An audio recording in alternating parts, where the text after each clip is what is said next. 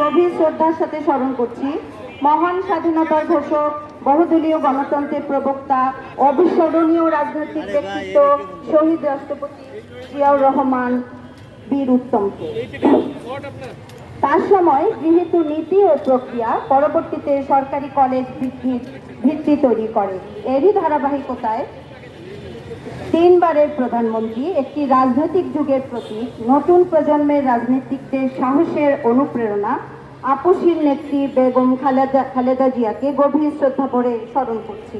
তিনি 1992 সালে national university of Bangladesh প্রতিষ্ঠা করেন এবং এই ব্যবস্থার মাধ্যমে বাংলাদেশের হাজার হাজার বেসরকারি কলেজকে এই কেন্দ্রীয় বিশ্ববিদ্যালয়ের অধীনে আনা হয়।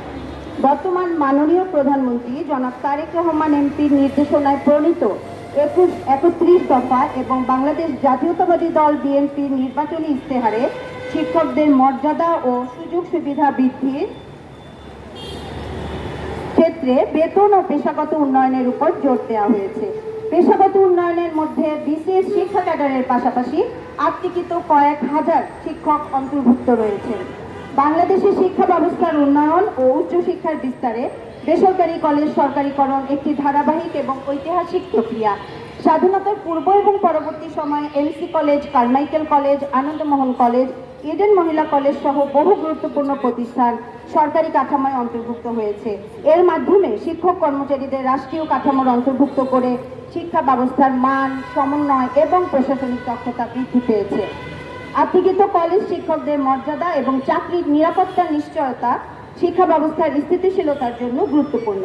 বিভিন্ন বিধিমালার মাধ্যমে তারা বিশেষ সাধারণ শিক্ষা কাঠামোর সাথে যুক্ত হয়ে জাতীয় শিক্ষা ব্যবস্থায় দায়িত্ব পালন করছে। তাই তাদের মর্যাদা, জ্যেষ্ঠতা, পদোন্নতি, চাকরিকাল গণনায় ন্যায্যতা নিশ্চিত করা প্রয়োজন। একটি সুসংগঠিত এবং বৈষম্যহীন আত্মীকরণ ব্যবস্থা কার্যক্রমকে আরও কার্যকর করতে পারে এবং এটি জাতীয় শিক্ষা উন্নয়নে গুরুত্বপূর্ণ ভূমিকা রাখতে পারে। বাংলাদেশ সরকারের নীতি এবং বিধির আলোকে নন ক্যাডার শিক্ষক নিয়োগ, পদসোপান, পদোন্নতি, পদায়ন, বদলি ব্যবস্থাপনার জন্য পৃথক বাংলাদেশ সিভিল সার্ভিস সাধারণ শিক্ষা নন ক্যাডার কম্পোজিশন এবং রিক্রুটমেন্ট রুলস প্রণয়ন একটি সময়োপযোগী পদক্ষেপ হিসাবে আমরা দাবি জানাচ্ছি। শিক্ষা প্রশাসনের কার্যকারিতা, স্বচ্ছতা নিশ্চিত করতে হলে নন ক্যাডার শিক্ষকদের জন্য একটি সুসংহত কাঠামো অপরিহার্য। সরকারি নীতি অনুযায়ী নিয়োগ ও পদোন্নতি প্রক্রিয়া অবশ্যই স্বচ্ছ, মেধাভিত্তিক এবং জবাবদিহিমূলক হতে হবে। পৃথক রিক্রুটমেন্ট রুলস প্রণয়ন করলে নন ক্যাডার শিক্ষকদের জন্য স্পষ্ট পদসোপান নির্ধারিত হবে, যা তাদের কর্মজীবনে স্থিতিশীলতা এবং উন্নতির সুযোগ সৃষ্টি করবে এবং এর ফলে শিক্ষকদের মধ্যে প্রেরণা বৃদ্ধি পাবে এবং শিক্ষার মান উন্নয়ন হবে। এছাড়া শিক্ষা খাতে নন ক্যাডার শিক্ষকরা একটি বৃহৎ অংশ।